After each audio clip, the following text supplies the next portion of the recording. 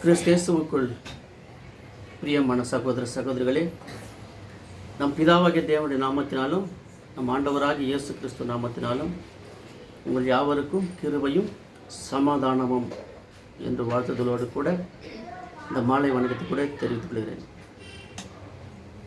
மீண்டும் உங்கள் மத்தியில் தேவனுடைய வார்த்தையை பகிர்ந்து கொள்ளும்படி தேவன் செய்த மகா பெரிய கிருபைக்காக தேவனுக்கும் நான் நன்றிகளை ஏறெடுக்கிறேன். எல்லாம் நல்லா தானே இருக்கிறீங்க? ஏன்னா கொஞ்ச நாளாக என்னுடைய சரீரத்துக்கு ரொம்ப இல்லை மனங்கள், அதனால் வாய்ஸ் கூட கொஞ்சம் சேஞ்சாக இருக்குது. அதில் இருக்கிறதெல்லாம் கேட்குதுங்களா?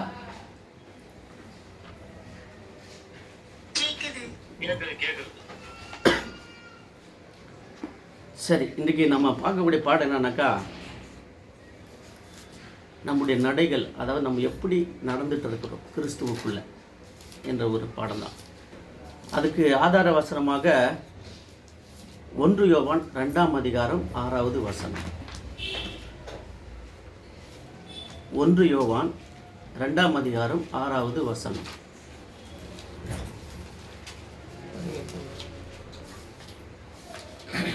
நான் வெறுக்கிற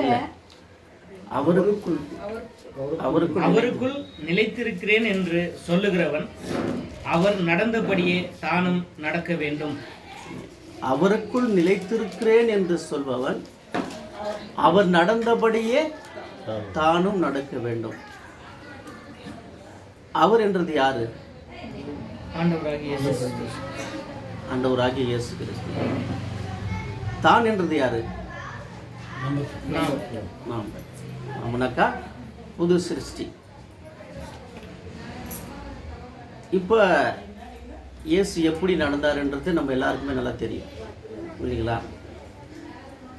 அவர் முன்பு எங்கே இருந்தார், அங்கே அவருக்கு இருந்த கணம் மகிமலை எப்படி இருந்தது, அவர் எந்த நிலையில் இருந்தார், அவர் இந்த பூமிக்கு மனுஷனாக வந்த பிறகு அவருடைய நிலைமையெல்லாம் எப்படி இருந்துச்சு, அவர் எப்படி அதெல்லாம் மேற்கொண்டார் என்றது நம்ம நிறைய விஷயங்களெல்லாம் கேட்டுருக்கோம். இயேசுவை பற்றி நம்மளுக்கு எல்லாருக்குமே நல்லா தெரியும்.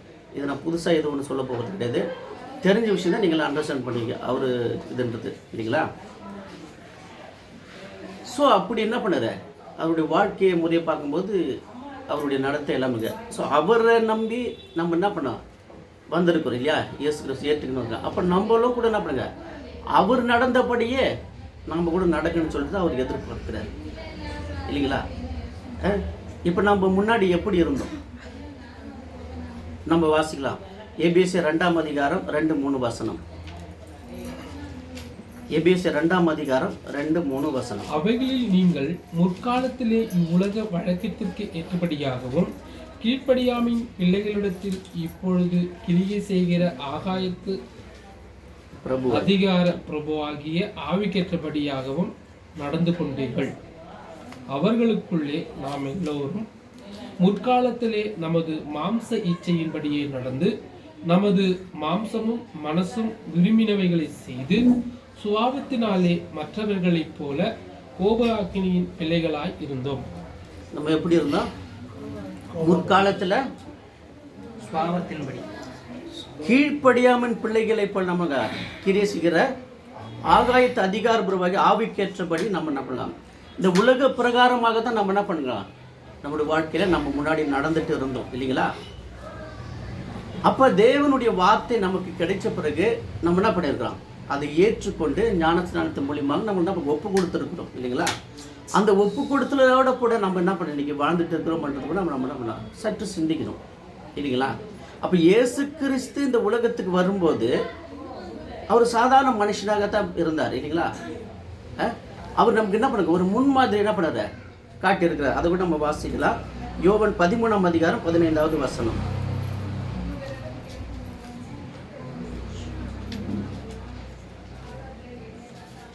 யோவான் 13ஆம் அதிகாரம் 15வது வசனம். நானும் உங்களுக்கு செய்தது போல, அதானே, நான் உங்களுக்கு செய்தது போல நீங்களும் செய்யும்படி உங்களுக்கு மாதிரியை காண்பித்தேன். மாதிரியை காண்பித்தார். அவருடைய வாழ்க்கையில மனுஷனா இருக்கும் போது என்ன பண்ணாரு, அவர் நடந்த எல்லாத்தையும் நம்மளுக்கு ஒரு மாதிரியாவே வச்சுட்டு இருக்கிறார்.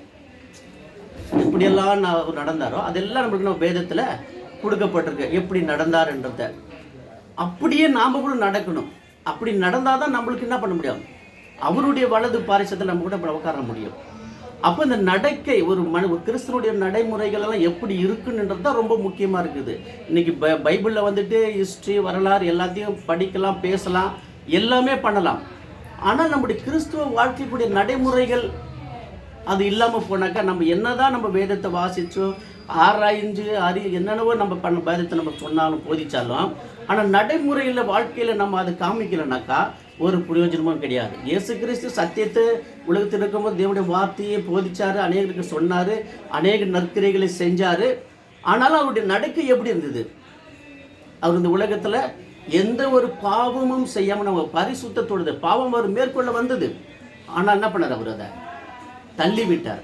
ஸோ அப்படி நாம் கூட கிறிஸ்துவுக்குள்ளே நம்ம என்ன பண்ணலாம், நம்ம ஒப்பு கொடுத்து கிறிஸ்துவுக்காக நான் வாழ போகிறேன், இந்த உலகத்துக்கு மறிக்க போகிறேன் என்று சொல்லி வந்து நம்ம இன்னமும் அந்த பழையக்கூடிய காரியத்தை நம்ம தொடர்ந்து நம்ம அப்படி செய்து வந்தோம்னாக்கா அப்போ நம்முடைய ஒப்பு கொடுக்கப்பட்ட வாழ்க்கை முறைகள், நம்முடைய கிறிஸ்துவ நடைமுறைகள் என்ன பண்ணுங்க பிரயோஜனற்றதாக இருக்கும் இல்லைங்களா? ஸோ அப்படி இயேசு எந்தெந்த விதத்துலலாம் நடந்தாருன்றதை நம்ம பார்க்கும்போது அவர் நம்மளுக்கு சத்தியத்தை, பிதாவின் சித்தத்தை என்ன பண்ணுங்க அவர் இந்த உலகத்தில் செய்யும்படியாக வந்தார். அப்போ அவர் முக்கியமாக அவர் கொடுத்த விஷயம்னாக்கா தேவனுடைய திட்டத்தை நிறைவேற்றணும். அப்போ அந்த சத்தியத்தை அவர் என்ன பண்ண மக்களுக்கு சொல்லணும். என்ன சொன்னார் அவர் சத்தியமா? பரலோக ராஜ்யம் சமீபமாக இருக்குது என்று சொன்னார் இல்லைங்களா? ஸோ அப்படி என்ன பண்ணுங்க, அப்போ அதே போல தான் அப்போ நாம் கூட என்ன பண்ணோம், சத்தியத்தில் நம்ம என்ன பண்ணோம் நடக்கணும். அப்போ அவர் நமக்கு என்ன சத்தியத்தை போதிச்சாரோ அந்த வழியில் நம்ம நடக்கணும். நம்ம வாசிக்கலாம் சங்கீதம் 26:3 உம்முடைய கிருபை என் கண்களுக்கு முன்பாக இருக்கிறது, உம்முடைய சத்தியத்திலே நடந்து கொள்கிறேன். அவருடைய கிருபை என் கண்களுக்கு முன்பாக இருக்கிறது. அப்ப பாருங்க, தேவனுடைய கிருபை நமக்கு அதிகம் கொடுத்திருக்கிறார். இயேசு கூட தேவனுடைய ஆவி கொடுக்கப்பட்டிருக்கிறது, நம்ம கூட அப்படி அவருடைய கிருபையை கொடுக்கிறாரு தேவன். அப்ப அவர் கிருபை நமக்கு கொடுக்கிறான்றதுனால நம்ம தொடர்ந்து பாவம் செஞ்சுட்டே இருக்க முடியுமா? பாவத்தில் நடந்து கொண்டு இருக்க முடியுமா? கூடாது இல்லையா?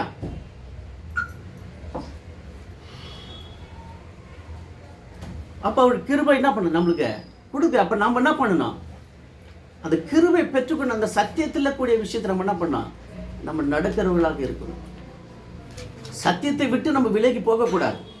சத்தியம் நமக்கு என்ன போதிக்கிறது, நம்முடைய நடை, நம்ம ஒரு கிறிஸ்தவ வாழ்க்கையில் எப்படியெல்லாம் நடக்கணும், அந்த நடைமுறையை நம்ம என்ன பண்ணோம் அனுதினமும் கற்றுக்கணும். அப்புறம் வேதத்தை வாசிச்சாதான், வாசிக்கும் போது அதை கேட்கும் போது தான் என்ன பண்ண முடியும், இப்படி நடக்க வேண்டும் என்ற முறையை நம்ம கற்றுக்கொள்ள முடியும். இப்போ நம்முடைய பிள்ளைங்களெல்லாம் இருக்கிறாங்க, இப்போ பாருங்கள் நம்ம பிள்ளைங்க இதோ இப்படி போகமா, இப்படி நடங்க, இப்படின்னு நம்ம சொல்கிறோம். ஆனால் பிள்ளைங்க நடக்காம போன நம்மளுக்கு எப்படி கோபம் வருது இல்லையா? என்ன சொன்னால் அந்த பிள்ளைங்க கேட்கவே மாட்டுது, நான் இப்போ நம்மளுக்கு அவ்வளோ ஒரு எரிச்சல் வரும் இல்லையா? அப்படிதான் தேவன் கூட நமக்கு என்ன பண்ணுறாரு, அவருடைய வேதத்தின் மூலம் அவருடைய வார்த்தை மூலம் நம்மளுக்கு சொல்கிறார் இப்படி நடங்கன்னு சொல்லிட்டு. ஸோ அதை நம்ம கேட்கும்போது தான் நம்ம என்ன பண்ணோம், தேவன் எந்த வழியில் நம்ம நடக்க சொல்கிறோம் அந்த வழியில் நம்ம நடக்கணும். இயேசு அப்படியே நடந்தார். அப்போ நம்ம என்ன பண்ணோம், சத்தியத்தின் வழியில் நம்ம என்ன பண்ணோம் நடக்க வேண்டும்.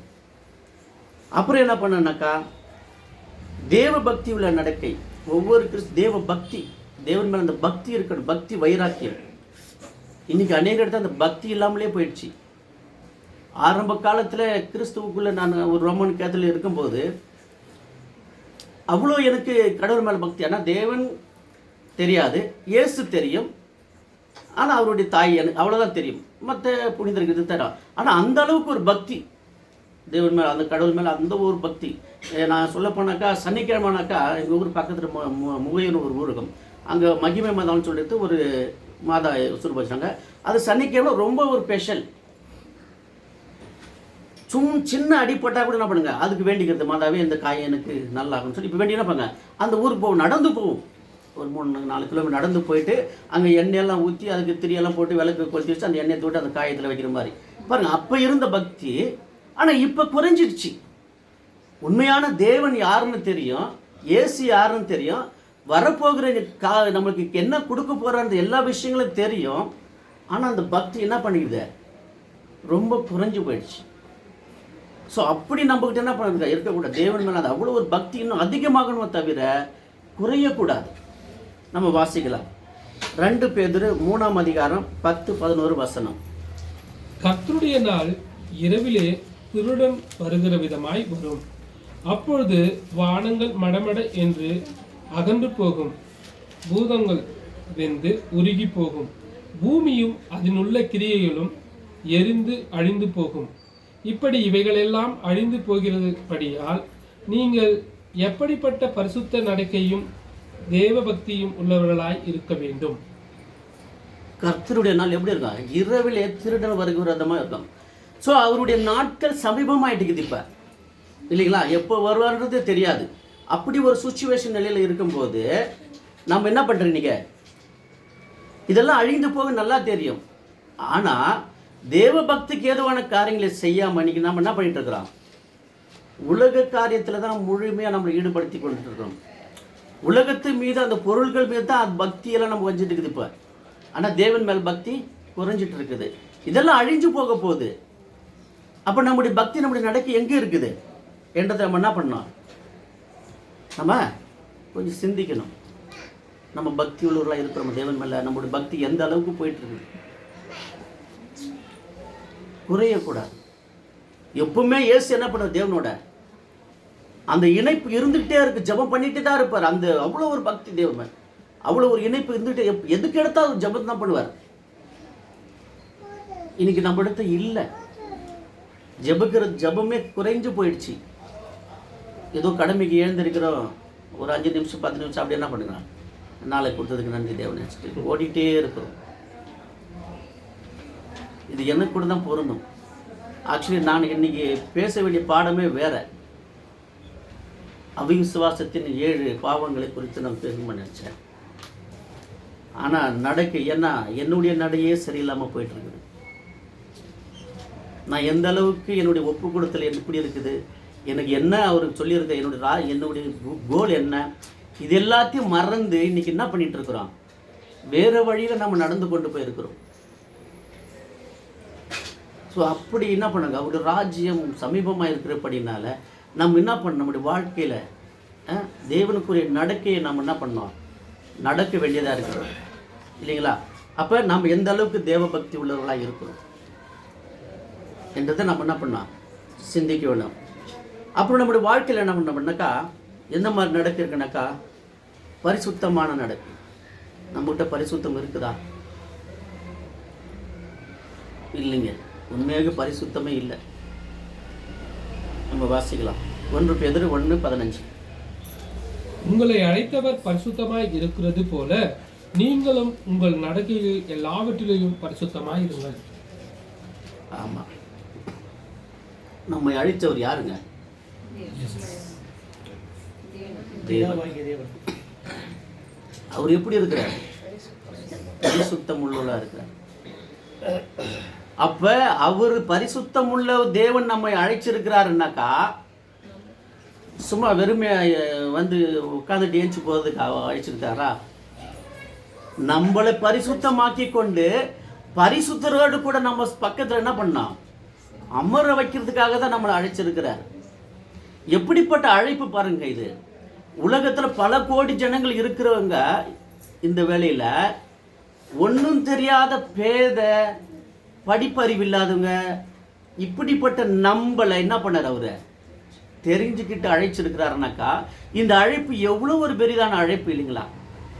அப்போ இந்த அழைப்பை நாம் என்ன பண்ணுங்க, உணராமல் இன்னும் அசட்டை பண்ணிக்கிட்டு தேவனுடைய காரியத்தில் நம்ம நடக்காமல், நம்ம முழுமையாக்கி கொள்ளாமல் இன்னமும் இந்த உலக காரியத்துக்கும் உலக வழியிலையும் நம்ம நடந்துக்கிட்டு இருந்தாக்கா, அப்போ அழைப்பு என்ன ஆயிடுச்சு? அப்போ நம்மக்கிட்ட இன்னும் பரிசுத்தம் இல்லை. அப்போ அந்த பரிசுத்தத்தை நம்ம என்ன பண்ணிக்கணும்? நம்முடைய வாழ்க்கையில் தினந்தோறும் புதுப்பித்துக் கொள்ளணும், சுத்தப்படுத்தணும். ஏன்னா உலகத்தில் நம்ம என்ன பண்ணுங்க, பாவமான உலகத்தில் நம்ம இங்கே வாழ்ந்துட்டு இருக்கிறோம். ஆனால் நம்ம வெளியே போனாலுமே பாவம் என்ன பண்ணுங்க, வாசப்படியில் தான் படுத்துட்டு இருக்குது, இல்லைங்களா? அப்போ நம்ம என்ன பண்ண தினந்தோறும் அந்த நம்ம பரிசுத்தமாக்கணும். எப்படி பரிசுத்தமாகணும்னாக்கா, ஜெபம் பண்ணணும், வேதத்தை வாசிக்கணும், தேவ சிந்தையோடு இருக்கணும். நம்ம எங்கே போனாலும் வெளியில் போகும்போது தேவனிடத்தில் நம்ம என்ன பண்ண ஒப்பு கொடுக்கணும்.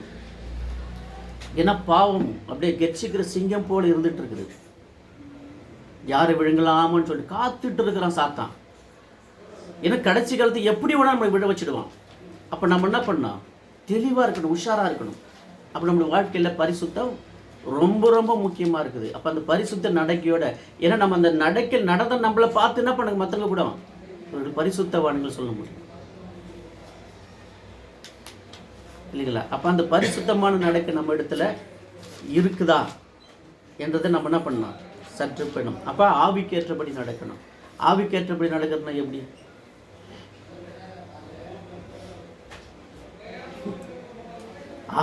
ஆவிக்கேற்றபடி எந்த ஆவி?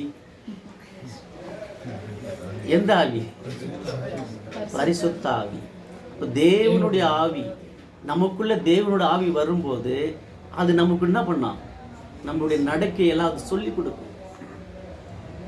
இது தப்பு, இது சரி, இது நியாயம், இது நீதி, இது உண்மை, இது பொய், என்ன பண்ணலாம்? அது நமக்குள்ள சொல்லி கொடுக்கும்போது நம்ம அந்த வழியில் என்ன பண்ணலாம்? நடக்கணும். அது நமக்கு உணர்த்தும் போது நம்ம அப்படியே அசட்டை பண்ண ஒரு மாதிரி தட்டி கொடுப்பீங்கன்னாக்கா, மாடு போகுதுனாக்கா சொல்லி தட்டங்க எப்படி சிலுக்குது, அந்த மாதிரிலாம் நம்ம என்ன பண்ண? அது உணரும் போது நம்ம சிலுக்கக்கூடாது. சிலிச்சுனாக்கா போயிடும். அப்புறம் தேவனுடைய ஆவி நம்ம விட்டு போயிடும். அந்த பழைய மனுஷன் நமக்கு என்ன பண்ணுங்க? வளர்ந்துடுவான். அப்போ ஆவிக்கேற்றபடி நடக்கணும். தேவனுடைய ஆவி நமக்கு எப்படி ஏவுதல் கொடுக்கிறதோ அதன்படி நம்ம என்ன பண்ண? இந்த உலகத்தில் நடந்துட்டு போகணும். கலாத்தியர் 5:16.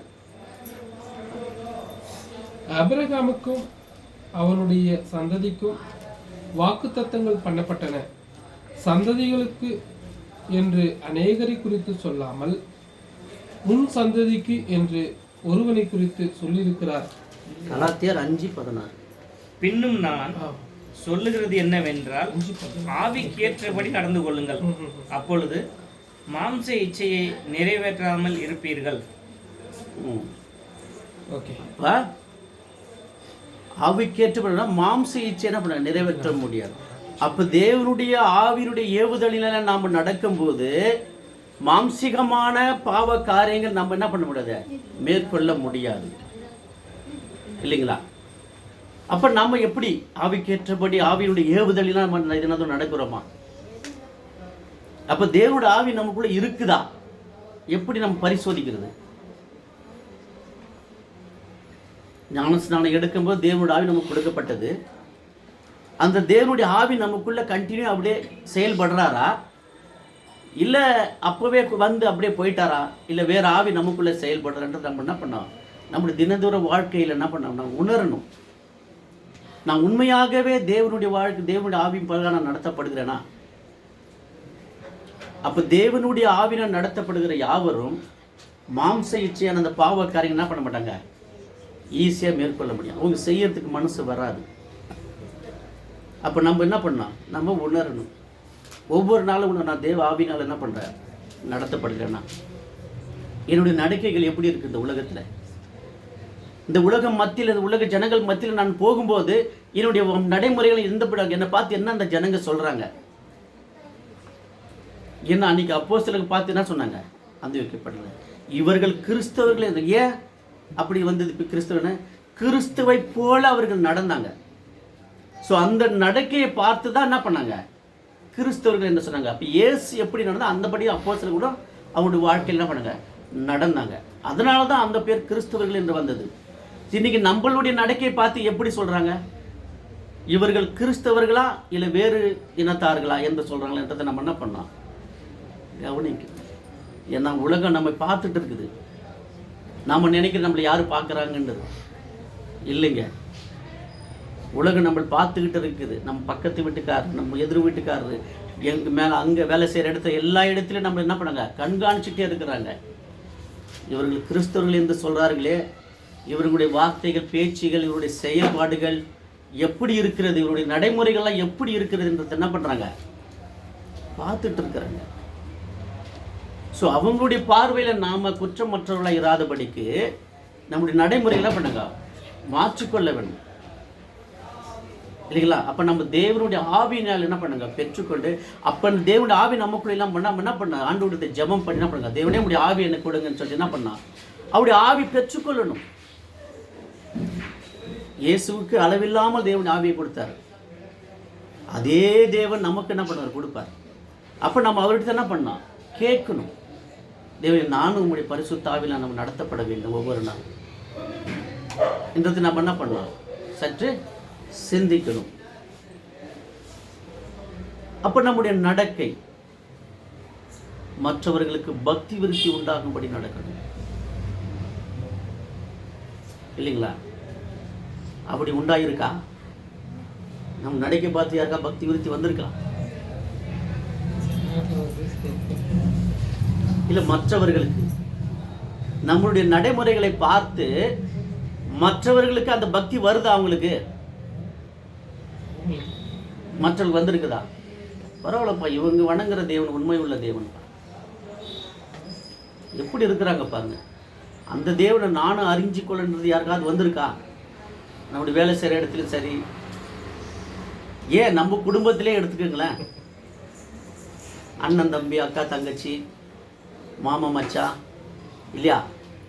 நம்ம குடும்பத்திலே எடுத்துக்கோங்களேன், ஏன் பக்தி விருத்திக்கு ஏதுவான நடக்க நம்ம கிட்ட இல்லைங்க. அது இருந்தா நிச்சயமா என்ன பண்ணுவாங்க? அவங்களும் வந்துடுவாங்க. ஏதாவது நம்ம குடும்பத்தை சொன்னாலுமே என்ன பண்ண, நம்மளும் வேற விதமா பேசிடுறோம். ஏன்? அங்கே பக்தி விருத்தி இல்லை. உண்மையாக இருந்தாக்கா அந்த அவங்க சொல்றதுக்கு நம்ம நடக்கிற முறைக்கு என்ன பண்ணுவாங்க?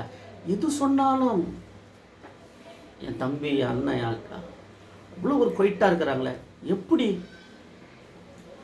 எந்த ஒரு கோபம் பண்றாங்களா? அவங்களுடைய நடத்தி வித்தியாசமா இருக்குதே, பரவாயில்லப்பா. அவங்க போகிற கடவுள் ரொம்ப உண்மையான கடவுள் தான், கடவுளுக்கு ஏற்றபடி அவங்க வாழ்கிறாங்க.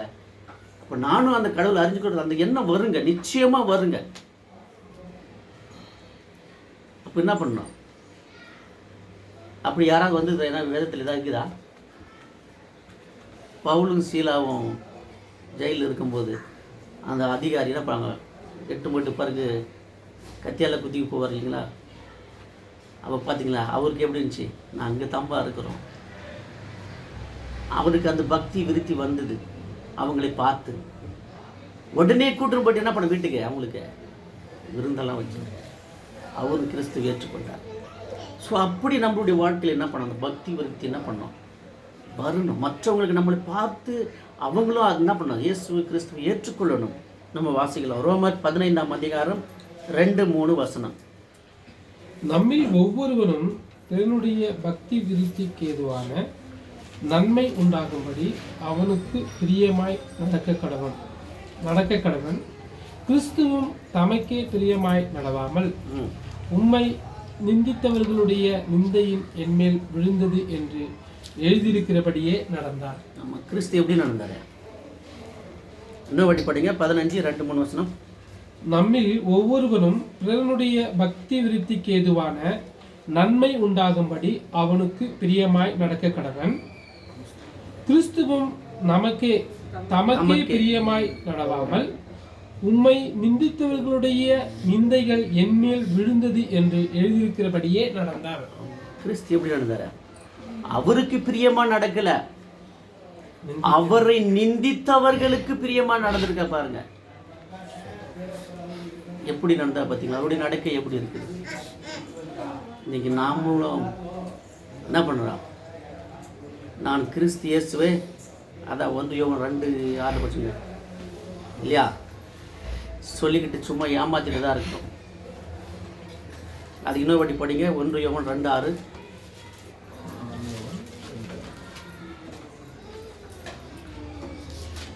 அவருக்குள் நிலைத்திருக்கிறேன் என்று சொல்லுகிறவன் அவர் நடந்தபடியே தானும் நடக்க வேண்டும். ஆமாம், சும்மா தான் சொல்லிட்டு இருக்கிறோம். நான் அவருக்குள்ள என்ன பண்ணுறேன்? நடக்கிறேன்னு சொல்லிக்கிட்டு எங்கே நடக்கிறோம்? எங்கே இருக்குது நம்முடைய நடக்கை? ஞாயிற்றுக்கிழமைன்னா கரெக்டாக சர்ச்சுக்கு போயிடுறோம் இல்லையா? இந்த மாதிரி நகஸ் கூடி வந்துடுறோம். இதெல்லாம் நல்லதுதான், நல்ல விஷயங்கள். ஆனால் நடைமுறை வாழ்க்கையில் ஒன்றுமே இல்லையே நம்மக்கிட்ட காமிக்கிறதுக்கு. எங்க கிறிஸ்துவை போல நம்ம நடக்கிறோமா? யாராவது குறை சொல்லிக்கிட்டு தான் இருக்கிறோம், ஏதாவது ஒரு காரியம் பண்ணிட்டு தான் இருக்கிறோம். பாவத்து மேலே பாவம் செஞ்சுட்டு தான் இருக்கிறோமே தவிர அவரும் அவருடைய கிருபை நமக்கு கொடுத்துட்டு தான் இருக்கிறாரு. அதெல்லாம் அனுபவிச்சு கூட இன்னும் நம்ம என்ன பண்ணோம், நம்முடைய வாழ்க்கையில் மாறுதல் இல்லாமல் வாழ்ந்து கொண்டு இருக்கிறோம். மற்றவர்களுக்கு பக்தி விருத்தியான கூடிய காரியங்கள் நமக்குள்ள இல்லாமல் மற்றவர்களுக்கு வெறுப்பான காரியங்களை உண்டாக்கும்படி தான் நம்ம வாழ்ந்துட்டு இருக்கிறோம். இன்னைக்கு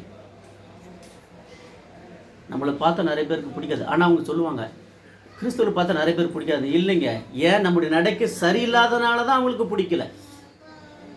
நீங்கள் யாருன்னா நீங்கள் கேட்டு பாருங்க.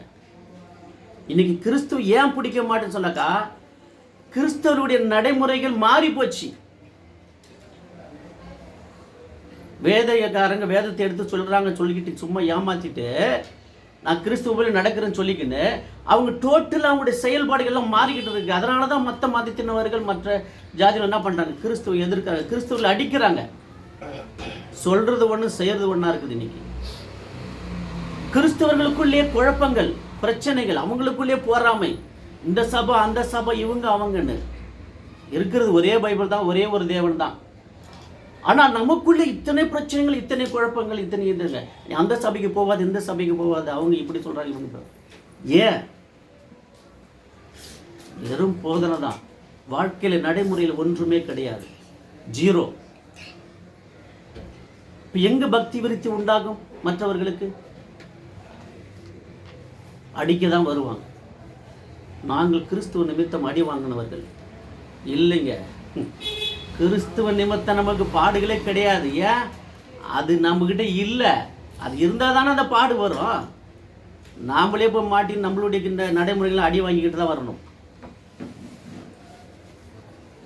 அவர்களுக்கு கிறிஸ்து பிடிக்கும், ஆனால் கிறிஸ்தவர்கள் பிடிக்காது. காந்தி சொல்லிக்கிறார்.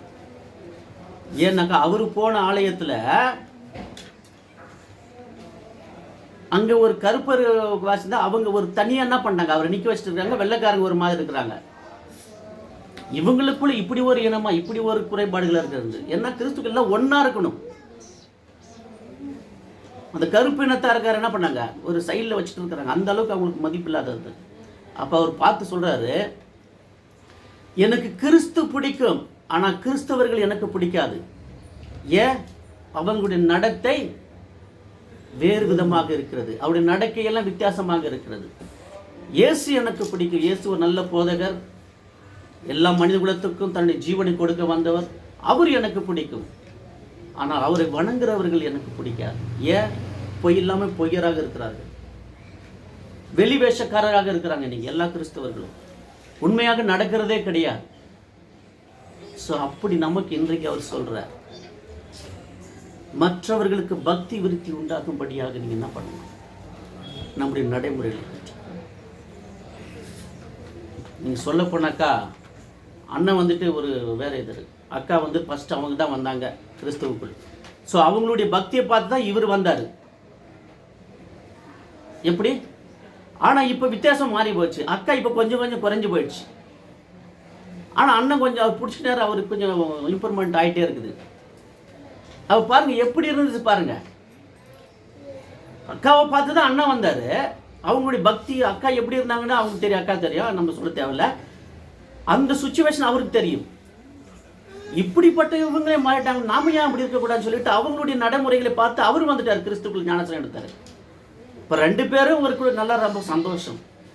ஆனால் நாள் ஆக ஆக கொஞ்சம் பின்மாற்றங்கள் நடந்து கொண்டு, ஏன்னா சில என்ன பண்ண சூழ்நிலையினால என்ன பண்ண முடியும், அது பின்தங்க முடியுது.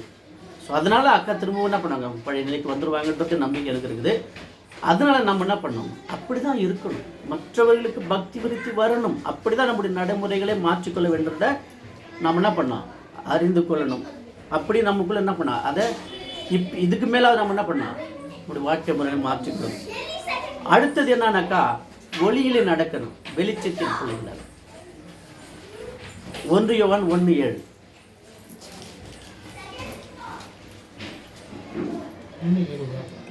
ஒளியில் இருக்கிறது போல நாமும் ஒளியிலே நடந்தால் ஒருவரோடு ஒருவர் ஐக்கியப்பட்டிருப்போம். அவருடைய குமாரனாகிய இயேசு கிறிஸ்துவின் இரத்தம் சகல பாவங்களையும் நீக்கி நம்மை சுத்திகரிக்கும். அவர் ஒளியிலே நடந்து கொண்டு நாம் என்ன பண்ண முடியும்? அப்போ நம்ம வெளிச்சத்தின் பிள்ளைகளாக இருக்கணும். பிரைட்னஸ். நம்ம பார்த்தா இயேசுவை பார்க்கணுங்க. இயேசு சொன்னார, என்னை கண்டவன் பிதாவை கண்டான்னு சொன்னார் இல்லைங்களா? அந்த மாதிரி நம்மளை பார்க்கிறவர்கள் என்ன பண்ணா, இயேசுவை நமக்குள்ள காண வேண்டும். அப்படிப்பட்ட பிரகாசம் உள்ளவர்களாக இருக்கணும். எப்பவுமே ஒளியில் நடக்க, இருட்டில் நம்ம இருக்கக்கூடாது. நம்ம இருட்டில் வாழறதுக்கு நம்ம தேவனா இல்லை, பாவத்தில் இருந்தல வெளிச்சத்துக்கு கொண்டு வந்திருக்கிறார். முன்னாடி இருட்டில் தான் இருந்தோம், பாவ சேத்துல கடந்தோம், அசுத்தத்தில் இருந்தோம். அவர் ஒளிக்கு நம்ம கொண்டு வந்துக்கிறார். அப்போ அந்த ஒளியின் பிள்ளைகளாகத்தான் நம்ம இன்னைக்கு வாழணும். அப்படி நம்ம ஒளியின் பிள்ளைகளாக வாழறோமா என்றது நம்ம என்ன பண்ணோம், நம்ம சிந்திக்க வேண்டும். அடுத்தது இயேசு கிறிஸ்து என்ன பண்ணார், எல்லாரிடத்திலும் அன்பாக இருந்தாங்க. இதுதாங்க ரொம்ப முக்கியம். கட்டளையிலே பிரதான கட்டளை அன்பு. தேவன் எப்படி மனுஷன் பாவம் செஞ்சானோ மனுஷன் அப்படியே அவர் விட்டுடலைங்க. அவருடைய அன்பை என்ன பண்ணாரு, மனுஷன் மேலே காமிச்சார். அப்படியே இயேசு கிறிஸ்து வந்தார், மனுஷனுக்காக தன் ஜீவனையே கொடுத்தாருங்க. எவ்வளவு பெரிய அன்பு! அவரை நேசிக்கிறேன் என்று சொல்லிக் கொண்டிருக்கிற நாம அன்பு நமக்குள்ளே வளர்ந்து இருக்கிறதா? இன்னமும் அன்பு இப்போ என்ன பண்ணுங்க, குறைந்து கொண்டு தான் இருக்குது. நாளுக்கு நாள் குறையுது. நம்மளுடைய குடும்பத்துக்குள்ளே குறைஞ்சு கொண்டு போகிறது. ஃபேமிலிக்குள்ளே,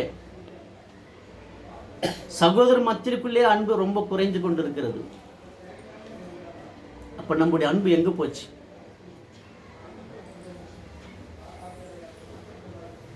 தேவன் நினைச்சிருந்தாருனாக்க நம்ம செய்யற பாவத்துக்கு என்றைக்கோ மண்ணு எல்லாம் போயிட்டு இருப்போம் இல்லைங்களா? ஏன்? அவருடைய அன்பு அவ்வளோ பெரிய அன்பு. அந்த அன்புக்கு ஈடு இணை ஒன்றுமே செய்ய முடியாதுங்க. அப்படிப்பட்ட தேவன் நம்மளை பார்த்து அழைச்சிருக்கிறாருனாக்கா, அப்போ நம்மளுடைய அன்பு எப்படி இருக்கணும்? மற்றவர்கள் மத்தியில், நம்மளுடைய குடும்பத்திலே சரி, ஃபேமிலி மற்றங்க உலக மத்தியில் சரி, அந்த அன்பு ரொம்ப முக்கியமாக இருக்குது. நம்ம வாசிக்கலாம். எபேசியர் 5ஆம் அதிகாரம் 1-2 ஆதலால் நீங்கள் பிரியமான பிள்ளைகளைப் போல தேவனை பின்பற்றுவர்களாகி, கிறிஸ்து நமக்காக தம்மை தேவனுக்கு சுகந்த வாசனையான காணிக்கையாகவும் பலியாகவும் ஒப்பு கொடுத்து நம்மில் அன்பு கூர்ந்தது போல நீங்களும் அன்பிலே நடந்து கொள்ளுங்கள். ஆமாங்க. 5:1-2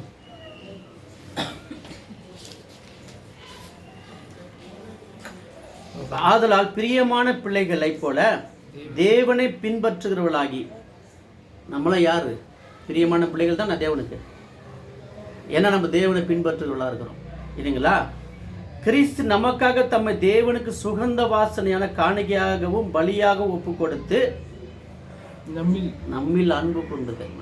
எப்படி காணிக்கையா தன்னை பலி என்ன காணிக்கையாக கொடுத்துட்டார், பலியாகவும் பலியை ஆக்கிட்டார், சுகந்த வாசனையை தேவனுக்கு கொடுத்தார். அப்ப நம்மளுடைய அன்பு தேவனுக்கு சுகந்த வாசனையா இருக்குதா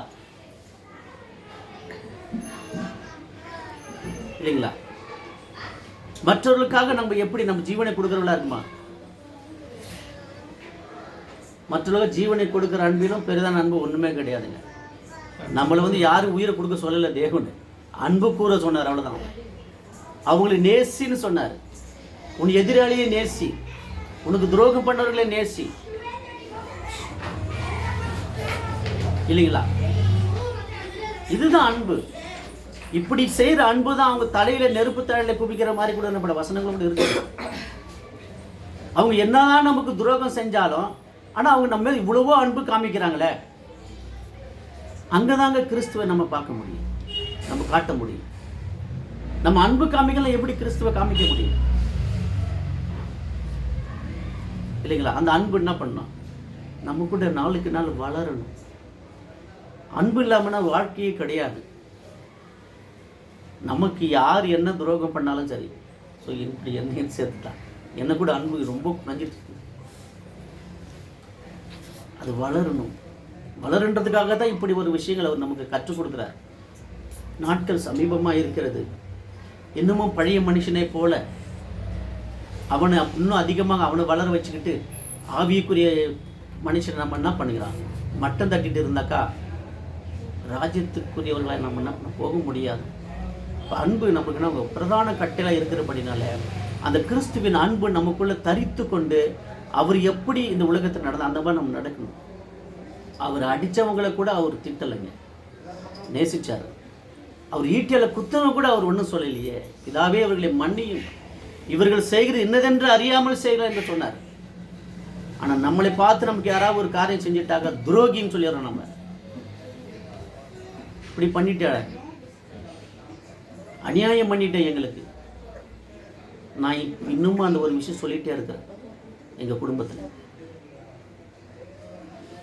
நம்பிக்கை துரோகம் பண்ணிட்டு இன்னும் சொல்லிட்டு இருக்கிற, மன்னிக்க என்னால் முடியல. தேவன் எவ்வளோ அன்புள்ள பாருங்க, அது உணர்த்துறாரு. இன்னமும் இந்த பழைய மனுஷனை ஏன் அப்படி வச்சுட்டு இருக்கிற?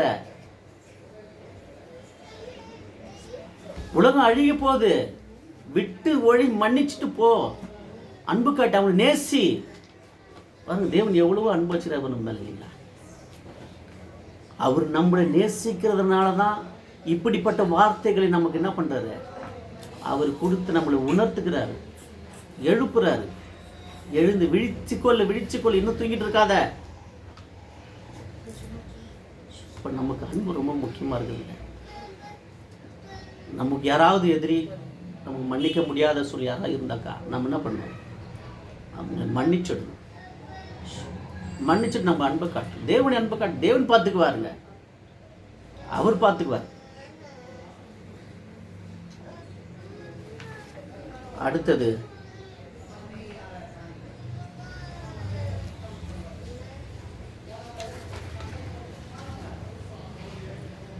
அழைக்கப்பட்ட அழைப்புக்கு நம்ம என்ன பண்ணோம், பாத்திரவன்களாக இருக்கிறோம். நம்ம எதுக்காக அழைக்கப்பட்டது இல்லைங்களா? எந்த விஷயத்துக்காக நம்ம அழைக்கப்பட்டிருக்கிறோம் சொல்லுங்க?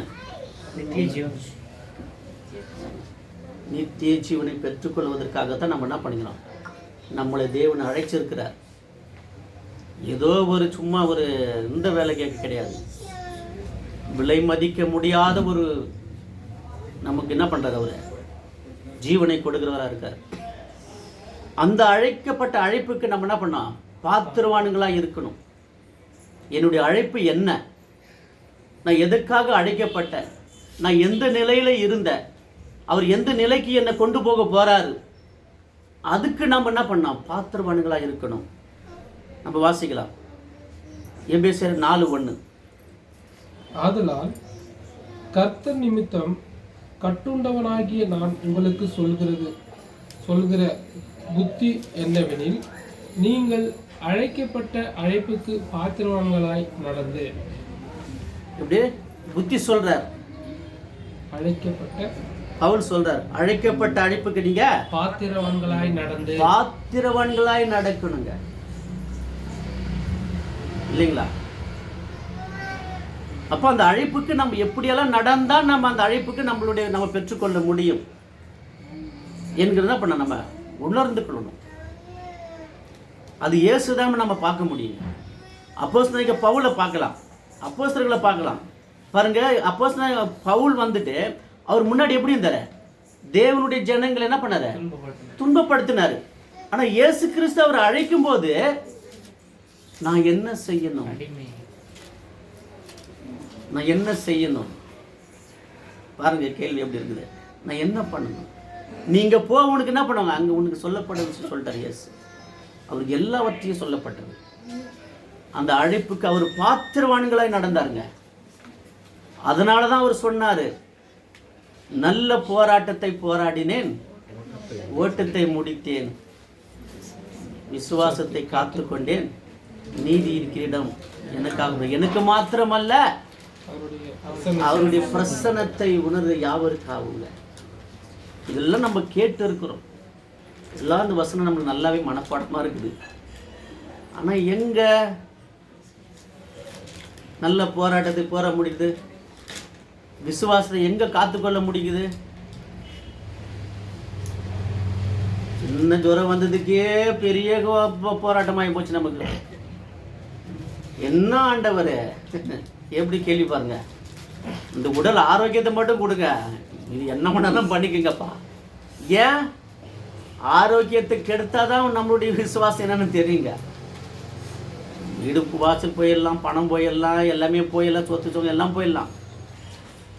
உன் ஆரோக்கியம் தான் எதெல்லாம் சம்பாரிச்சிக்கலாமா? எங்கே கையை வைக்கிறது? பவுலுக்கு ஒரு முள் கொடுக்கப்பட்டது. அவர் போய் ஜெபம் பண்ணுவார், இந்த முள்ளை எடுத்து என் கிருபை உனக்கு போதும், உன் பலவீனத்தில் என் பலன் பூரணமாக சொன்னார். இதை நம்ம மறந்துட்டோம். ஆனால் நம்ம புலம்பிட்டு இருக்கிறோம். கை கால் வீங்கிடுச்சு, கால் வீங்கிடுச்சு, அது சரியில்லை, உடம்பு சொல்ல. தேவனே, எங்க நம்முடைய விசுவாசம் நம்மளுக்கு இல்லையா? அந்த நேரத்தில் நம்ம எப்படி இருக்கிறோம்? தேவனிடத்துல அதிகமாக நெருக்கமாக இருக்கிறோமா, இல்லை புலம்பிட்டே போயிட்டு இருக்கிறோமா? எல்லாமே யோசிக்க முடியுது. நினைக்கலாம் நீங்கள் பேசுகிறதுக்கும் நாங்கள் கேட்குறதுக்கும் சரியாக தாங்க இருக்குது. அனுபவிச்சதான் தெரியும் அவங்களுடைய கஷ்டம். நம்ம முன்னோர்கள் அனுபவிச்சாருங்க. இதெல்லாம் பெருசாகவே இல்லை. அவங்க அனுபவிச்சது பார்க்கல நமக்கு ஒன்றுமே கிடையாதுங்க. இந்த உலகத்தில் ஒன்றுமே கிடையாது. நம்ம ஒன்றும் பெருசாக ஒன்றும் செஞ்சிடல தேவனுக்காக. அவங்க பயங்கரம், அடி உத குத்து வெட்டு. நம்மளுக்கு அப்படி இல்லையே, நல்லா தானே வச்சுட்டு இருக்கிறாரு. சாதாரண வந்த ஜுரத்துக்கும் ரொம்ப இவ்வளோ புலம்பெறோமே. அவங்களாம் சிறைச்சாலையில் போட்டு அடித்தாங்க, துணி இல்லை, கடலில் பட்டினி பசி நிர்வாணம். எப்படி இருக்குது பாருங்கள் அவங்களுடைய விசுவாசமெல்லாம். அவங்களாம் தேவனுக்காக எப்படி வாழ்ந்துருக்கிறாங்க பாருங்கள். நம்ம எப்படி வாழ்ந்துட்டு இருக்கிறோம் இல்லைங்களா? கிளாஸுக்கு வாங்க, ப்ரேயருக்கு வாங்க, நம்ம இப்படி கூடுறோம். ஆனால் வர்றதுக்கு அவ்வளவோ யோசிக்கிறோம். இப்போ இன்னமும் போயிட்டு நம்ம இன்னும் பணம் சேர்க்கறதுலையும் பொருள் சேர்க்கறது, இதுக்கு தான் இன்றைக்கி அநேகர் முக்கியத்துவம் கொடுத்துட்ருக்குறாங்க. தேவ வசனத்துக்கு என்ன பண்ணாங்க? முக்கியத்துவம் கொடுக்கறது கிடையாது. இன்னமும் நம்ம இன்னும் நாட்கள், வருட காலம் இன்னும் வாழ போகிறோம் என்று நினச்சிட்டு இருக்கிறோம் எல்லாமே. இன்னைக்கு உலகத்தை இன்னைக்கு நம்ம திரும்பி பார்த்தா தெரியுது உலகத்தினுடைய முடிவு எங்கே இருக்குதுன்னு. சமீபமாயிட்டு இருக்குது. இப்போ நம்ம இன்னும் அதிகமாகத்தான் தேவனுடைய விஷயத்தில் கூடணும்.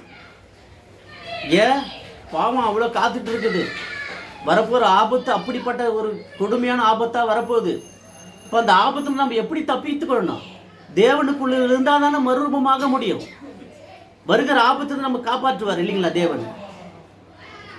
அப்போ தேவனுக்குள்ள தான் எப்படி அந்த ஆபத்தில் சிக்கி நாமளும் மாட்டுக்கு என்ன பண்ணலாம்? வேதனைப்பட வேண்டியதாக இருக்குதுங்க.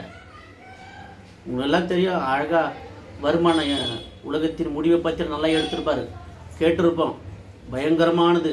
அது நினச்சா கூட இன்னமும் பயமாக இருக்குது. ஐயோ அந்த ஆபத்தில் நாமளும் சிக்கிக்கொள்வோமான்ற பயம் ஒவ்வொரு நாட்கள் துடிக்குது.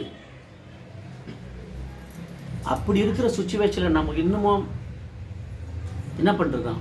உலகத்துக்காக நம்ம வாழ்ந்து உலகத்தை ஓடிட்டு இருந்தோமுங்க. 12 பாடுகள் போதுங்க. தேவன் இன்னைக்கு நாளை கொடுத்தார், சாப்பாடு கொடுத்தார், துணி கொடுத்தாரு, எல்லாமே போதுங்க. இப்போ போயிட்டு வீடு வாசல் கட்டணும், இடம் தேடணும் இன்றதெல்லாம் இப்போ அது இருக்கவே கூடாது. அதுக்கு ஒரு பிரயோஜனமும் கிடையாது. இது நிச்சயங்க. எப்போ வேணாலும் வார் ஸ்டார்ட் ஆகலாம், எப்போ வேணாலும் உபத்திரவ காலம் நெருங்கிடுச்சு. இயேசு சொன்னபடி ஆயிடுச்சுங்க. அப்போ நம்ம என்ன பண்ண? அந்த உபத்திர காலத்தில் நம்ம என்ன பண்ணலாம்? காப்பாற்றிக்கொள்ளணும், அவருக்குள்ளே தாங்க இருக்கணுங்க. அப்போ அந்த அழைக்கப்பட்ட அழைப்பு நம்ம என்ன பண்ணோம்? பாத்திரவான்களாக இருக்கணும். கொலோசியர் 1:10 கூட வாசிக்கணும். சகலவித நற்கிரியைகளும் ஆகிய கனிகளை தந்து தேவனை அறிகிற அறிவில் விருத்தியடைந்து கர்த்தருக்கு பிரியமுண்டாக அவருக்கு பாத்திரராய் நடந்து கொள்வார். ஆமாம், சகல விதமான நற்கிரியைகளை தந்து நம்ம என்ன பண்ணணும்? கிரியைகளை செய்யணும், நற்கிரியைகள் செய்யணும், நல்ல காரியங்களை செய்யணும். அதுதான் கர்த்தருக்கு பிரியமாக இருக்கிறது. இயேசு பண்ணார் இல்லையா? அவர் என்ன பண்ணுங்க? சுற்றி திரிகிற நல்லது நன்மைகளை செய்து சுற்றி திரிந்தாருங்களா? ஸோ அப்படி நாம் என்ன பண்ண? நமக்கு இருக்கிற அந்த கொடுக்கப்பட்ட இந்த குறைந்த காலத்தில் நம்மளால முடிஞ்ச என்ன பண்ணுங்க, ஒரு நல்ல காரியங்கள் என்ன பண்ணணும், செய்யணும். அது நல்ல காரியங்கள் செய்வதற்கு வாய்ப்புகள் வராது, ரொம்ப கஷ்டம். ஆனால் வரும்போது அதை நீங்கள் யாரும் நழுவ விடக்கூடாது. அது எந்த காரியமானாலும் சரி, அது நம்மளால் செய்ய முடியும் என்பதற்காகத்தான் அந்த காரியம் வரும். முடியாத காரியம் வராதுங்க. அது வரும்போது நம்ம என்ன பண்ணோம், தேவனுடைய நாமத்தை மகிமைப்படி அந்த காரியத்தை செஞ்சு முடிச்சிடணும். அது தேவனுக்கு பிரியமாக இருக்கும், அது சுகந்த வாசனையாக இருக்குங்க. 1 தெசலோனிக்கர் 2:11-12 கூட வாசிங்க. மேலும் நம்முடைய ராஜ்யத்துக்கும் மகிமைக்கும் உங்களை அழைத்த தேவனுக்குள் நீங்கள் பாத்திரராய் நடக்க வேண்டும் என்று தகப்பன் தன் பிள்ளைகளுக்கு சொல்லுகிறது போல நாங்கள் உங்களில் ஒவ்வொருவனுக்கும் புத்தியும் தேர்தலும் எச்சரிப்பும் சொன்னதை அறிந்திருக்கிறீர்கள். மேலும் தம்முடைய ராஜ்யத்திற்கும் மகிமைக்கும் உங்களை அழைத்த தேவனுக்கு நீங்கள் என்ன பண்ணாங்க, பாத்திரராய் நடக்கணும். அதுக்காக நம்ம என்ன பண்ணோம், நடந்து கொள்ளணும். தகப்பன் தன் பிள்ளைக்கு சொல்லுகிறது போல சொல்றாருங்க. தேவன் சொல்றாரு, நமக்கு தான் சொல்றாரு. இதை சொல்றாரு, என்ன சொல்றாரு, நாங்கள் உங்களில் ஒருவனுக்கும் புத்தியும் தேறுதலும் எச்சரிப்பும் சொன்னதை அறிந்திருக்கிறீர்களே. எச்சரிப்பு நம்ம கொடுக்குறாரு இல்லைங்களா, தெரிஞ்சிருக்கோம். இதெல்லாம் தெரிஞ்சுக்கிட்டு இன்னும் நம்ம என்ன பண்ணுகிறோம், அந்த அழைக்கப்பட்ட அழைப்புக்கு நம்ம பாத்திரவான்கள் இல்லாமல் போகிறோம். எவ்வளோ ஒரு கஷ்டமாக இருக்குது இல்லைங்களா. இந்த அழைப்பை நம்ம என்ன பண்ணக்கூடாது, நழுவ விடக்கூடாது. நம்முடைய கோல் அந்த நித்திய ஜீவனாக இருக்கணுங்க. அப்போ தான் அந்த தோழியினுடைய விஷயத்துக்காக நம்ம போய் சேர முடியும். அதனால் நம்முடைய அழைப்பை நம்ம என்ன பண்ணணும், ஒவ்வொரு நாளும் உணர்ந்து வாழணும். அப்புறம் விசுவாசத்தில் நம்ம என்ன பண்ணோம், நடக்கணும். விசுவாசம் ரொம்ப முக்கியம். ஆபிரகாம் தேவனை விசுவாசித்தார் இல்லைங்களா, காணாததை விசுவாசித்தார். தேவன் சொன்ன நம்ம வார்த்தைக்கு என்ன பண்ண செவி கொடுத்தா, ஆமாம் தேவன் செஞ்சாலும் செய்வார்ப்பா, கண்டிப்பாக அவர் செய்வார். ஏன்னா ஒரு தேவன் இல்லையா, அவர் சொல்லதை செய்வார். அப்போ அவர் விசுவாசித்தார். இன்றைக்கி நம்முடைய விசுவாசம் எங்கே இருக்குது, தேவன் மேலே விசுவாசம் நம்ம என்ன பண்ணுறா, குறைந்து கொண்டே இருக்கிறது. 2 Corinthians 5:7. இந்த தேசத்தில் குடியிருக்கையில் கர்த்தரிடத்தில் குடியிராதவர்களாய் இருக்கிறோம் என்று அறிந்து எப்பொழுதும் தைரியமாய் இருக்கிறோம். அதனால் 5:7. இந்த தேசத்தில் 6:6 படிங்க. இந்த தேகத்தில் குடியிருக்கிறோம். 6 நாம் தரிசித்து நடவாமல் விசுவாசித்து நடக்கிறோம். இந்த தேகத்தில் குடியிருக்கையில் கர்த்தரிடத்தில் குடியிராதவர்களாய் இருக்கிறோம் என்று அறிந்தும் எப்பொழுதும் தைரியமாய் இருக்கிறோம். இந்த தேகத்தில் குடியிருக்கையில் கர்த்தரிடத்தில் குடியிருக்கிறவர்களாய் இருக்கிறோம் என்று நம்ம என்ன பண்ணலாம், தேவனிடத்தில் குடியிருக்கிறவர்களாக இருக்கிற நம்ம இருக்கிறோம். நம்ம இந்த தேகத்தில் கிடையாது, இந்த உலகத்தில் கிடையாது, நம்ம இருக்கிறவங்க கிடையாது. இந்த உடம்பு இல்லைங்களா, அது நம்ம என்ன பண்ணோம், இந்த விசுவாசம் நமக்குள்ள என்ன பண்ணோம், இருக்கணும். கொலோசியர் 2:2 அதிகாரம் 6-7 கூட வாசிக்கலாம்.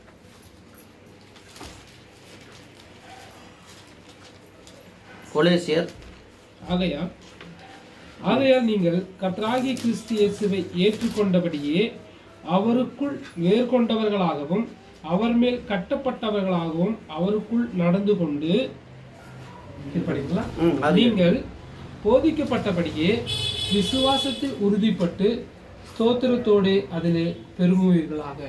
ஆமாம், அப்போ கர்த்தர் இயேசுவை ஏற்றுக்கொண்டபடியே அவருக்குள் வேறு கொண்டவர்களாக நாம் என்ன பண்ணோம், இருக்கணும். ஒரு மரத்தினுடைய வேறு எப்படி கீழே ஆழமாக போயிட்டு தண்ணி எங்கெல்லாம் இருக்குது அது உறிஞ்சி தன்னுடைய செழிப்பாக ஆக்கி கொள்கிறதோ, அந்த மாதிரி நம்முடைய விசுவாசம் என்ன பண்ணணும், இன்னும் ஆழமாக தான் இருக்கணுமா தவிர குறைந்து போகக்கூடாதுன்றதை நம்ம என்ன பண்ணோம் உன்னது. அப்படி நம்முடைய விசுவாசம் குறைந்து போனால் இன்னும் தேவன் மேலே என்ன பண்ணாங்க, அதிகமான விசுவாசம் நம்ம என்ன பண்ணோம் வைக்கிறதுக்கு முயற்சி செய்யணும். அப்போ கீழ்ப்படியாமல் போனால், தேவனுடைய வார்த்தைக்கு அவர் சொன்ன விஷயத்துக்கெல்லாம் நம்ம கீழ்ப்படியாமல் போனால், யார் கீழ்ப்படியாமல் போனாங்க, ஆதாம் போனார். அப்புறம் ஆதாமியாவில் அவங்க தான் கீழ்ப்படியாமல் போனாங்க. அப்புறம் அவருடைய ஜனங்கள் பாருங்க, எரேமியா 35:15.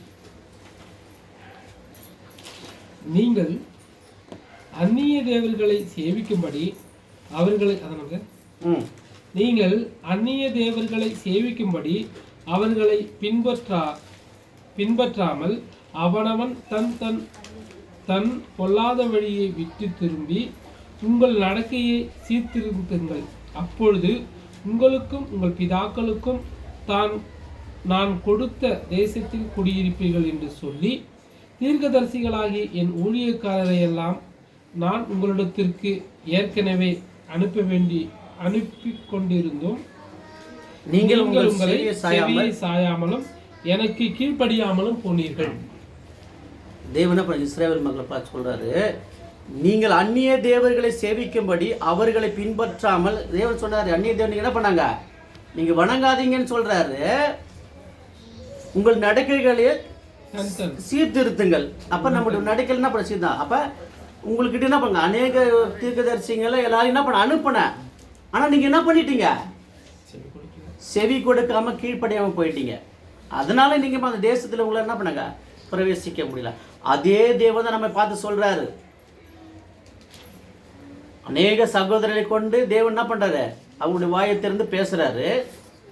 நம்ம கேட்டுட்டு கேட்காத மாதிரி போயிட்டோம்னாக்கா அவர் கொடுக்குற தேசத்துல நமக்கு என்ன பண்ண முடியாது, இடம் கிடைக்காதுன்றதை நம்ம என்ன பண்ணோம் உணர்ந்தோம். அப்போ நம்மளுடைய கீழ்ப்படிதல் ரொம்ப முக்கியமாக இருக்குது. இயேசு கிறிஸ்து பிதாவுக்கு கீழ்ப்படிந்து என்ன பண்ணாரு, அவர் எல்லா காரியத்தையும் தன்னுடைய வாழ்க்கையில் அவர் செய்து முடித்தது போல நம்மளும் அந்த கீழ்ப்படிதல் ரொம்ப முக்கியமாக இருக்குதுங்க. கீழ்ப்படிதல் ரொம்ப இல்லைனாக்கா ரொம்ப வேஸ்ட் இல்லைங்களா. ஏன்னா ஒருத்தர் கீழ்ப்படியாமல் போனதுனால தான் இன்னைக்கு இவ்வளவோ பாடுகள், இவ்வளோ துன்பங்கள், கஷ்டங்கள், வேதனை நமக்கு வந்தது. ஆனால் அதே தேவன் தான் நம்ம பார்த்து இன்னைக்கு சொல்கிறாரு, அநேக சகோதரர்கள் என்ன பண்ணாங்க, நம்மளுக்கு அநேக விஷயத்தில் தேவனுடைய வார்த்தைக்கு நம்மளுக்கு போதிச்சு சொல்லி கரெக்டாக நம்மளுக்கு என்ன எச்சரிக்கை கொடுத்துருக்காரு. அப்போ நம்ம என்ன பண்ணோம், அதை கீழ்ப்படுதலோடு ஏற்றுக்கொண்டு நம்ம என்ன பண்ணோம், நமக்கு கொடுக்க போகிற தேசத்தில் நம்ம என்ன பண்ணோம், தகுதி உள்ளதாகும்படி இருக்கணும். இப்போ அநேகர் எப்படி இருக்கிறாங்கன்னாக்கா, கிறிஸ்தவனாக்கா அவங்களுடைய நடக்கையினால் என்ன பண்ணிடுறாங்க, தீட்டுப்படுத்திடுறாங்க. நான் கிறிஸ்தவன்னு சொல்லிட்டு கிறிஸ்துக்குள்ளே வர்றாங்க, அவங்களுடைய நடைமுறைகள் செயல்கள்லாம் எப்படி இருக்கு. நான் முன்னாடி சொன்னேன், கிறிஸ்தவர்களை பார்த்து ஏன் இன்னைக்கு அநேகர் குறை சொல்கிறாங்க, திட்டுறாங்க, அடிக்கிறாங்கனாக்கா அவங்களுடைய நடைமுறைகள் என்ன பண்ணுறாங்க, தீட்டுப்படுத்திடுறாங்க. நம்ம வாசிக்கலாம், எசேக்கியேல் 36:17. மனுபுத்திரனே, இஸ்ரவேல் வம்சத்தார்கள் சுயதேசத்தில் குடியிருக்கையில் அதை தங்கள் நடக்கையினாலும் தங்கள் கிரியையினாலும் தீட்டுப்படுத்தினார்கள். அவர்களுடைய நடக்கை என் முகத்துக்கு முன்பாக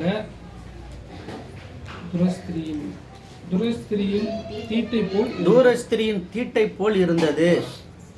பாருங்க, மனுபுத்திரனே, இஸ்ரவேல் வம்சத்தார்கள் சுயதேசத்திலே குடியிருக்கையில் அதை தங்கள் நடக்கையினாலும் தங்கள் கிரியையினாலும் தீட்டுப்படுத்தினார்கள்.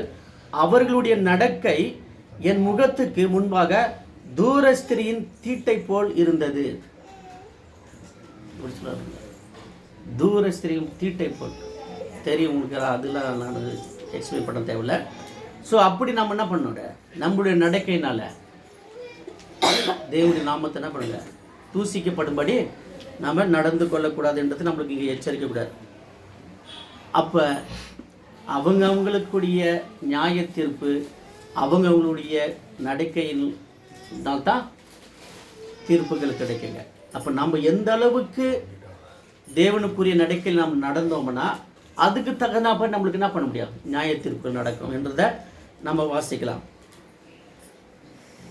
எசேக்கியேல் 36:19. அவர்களை புறஜாதிகளுக்குள்ளே சிதறடித்தேன், தேசங்களில் தூற்றி போடப்பட்டார்கள். அவர்களுடைய நடக்கையின்படியையும் அவர்களுடைய கிரியைகளின்படியையும் அவர்களை நியாயம் தீர்த்தேன். ஆமாங்க, நம்முடைய நடக்கை தான். அப்படி நம்முடைய நடக்கை வேறு விதமாக இருந்தால் என்ன பண்ணுவார், சிதறடிச்சிடுவார், சிதறடிக்கப்பட்டுடுவோம். இல்லைங்களா? அப்போ நம்முடைய நடக்கையில் என்ன பண்ணுங்களா, தேவனுக்கு ஏற்றபடி நடக்க நம்ம என்ன பண்ணலாம், இங்கே வாழ நம்ம என்ன பண்ணலாம், கற்றுக்கிடும். அப்போ இதுக்கு எல்லாம் நம்முடைய நடக்கையை சீர்படுத்தக்கூடிய ஒரு மனுஷன் இருக்கிறான். அவனை முதல்ல என்ன பண்ணான், தூக்கி போடணும். அவன் இருக்கிறதுனால தான் இவ்வளவும் பிரச்சனைகள். வாசிக்கலாம், எபேசியர் 4:22.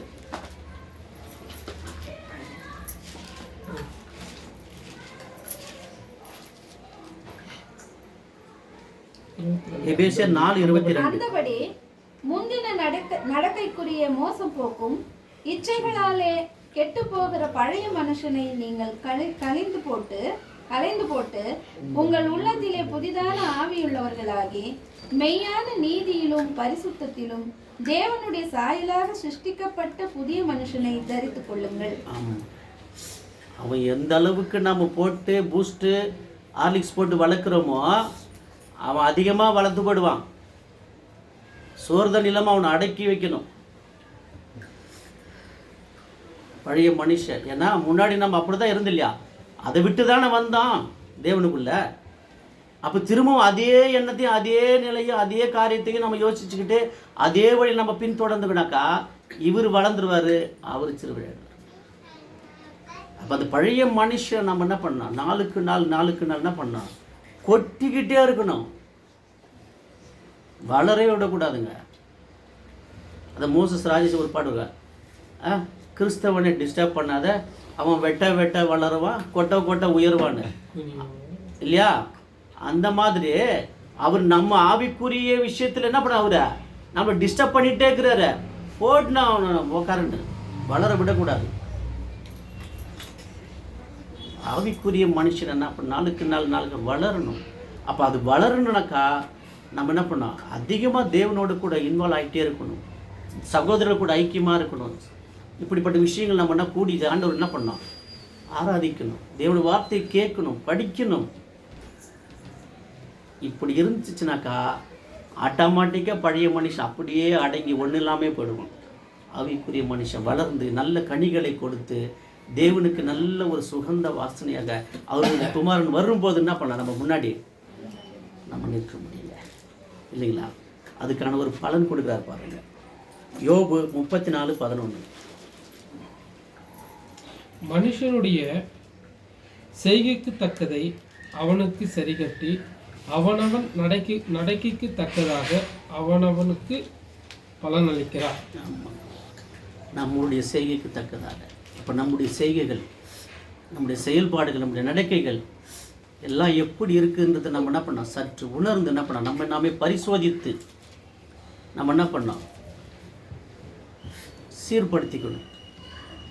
நம்ம பலவீனமான பாண்டம் தான், தேவன் நமக்கு என்ன பண்ணுவார், உதவி செய்வார். அப்போ அவர்களுக்கு கொடுக்க அந்த பலனை நம்ம என்ன பண்ணுங்க, பெற்றுக்கொள்ளுனாக்கா நம்மளுடைய நடக்கைகள், நம்ம கிறிஸ்துவ நடைமுறைகள் எல்லாம் என்ன பண்ணோம், கிறிஸ்துவை போலவே இருக்கணும். அவர் நடந்தபடியே தானும் நடக்கணும். அந்த கிறிஸ்துவின் சிந்தை, கிறிஸ்துவோட நோக்கம், இதெல்லாம் நம்ம என்ன பண்ணிக்கணும், ஒவ்வொரு நாளும் சிந்தி. நம்முடைய அழைப்பு என்ன, நான் முன்னாடி எந்த நிலையில் இருந்தேன், என்னை எந்த நிலை கொண்டு வந்து வச்சிருக்கிறார், இதெல்லாம் நம்ம உணர்ந்து நம்ம தேவனுக்குள்ளே வாழும்போது தான் அந்த மகிமையான அந்த கிரீடத்தை நம்ம என்ன பண்ணணும், பெற்றுக்கொள்ள முடியும்ன்றத தேவன் நம்மளோடு கூட இன்றைக்கி என்ன பண்ணல ஒரு எச்சரிக்கையான ஒரு வார்த்தையை கொடுத்துருக்கிறாரு. அதனால் தேவன் கொடுத்த இந்த வார்த்தைக்காக நன்றி சொல்ல கேட்டவங்களுக்கு யாவருக்கும் நன்றி. இதோட முடிச்சு நன்றி.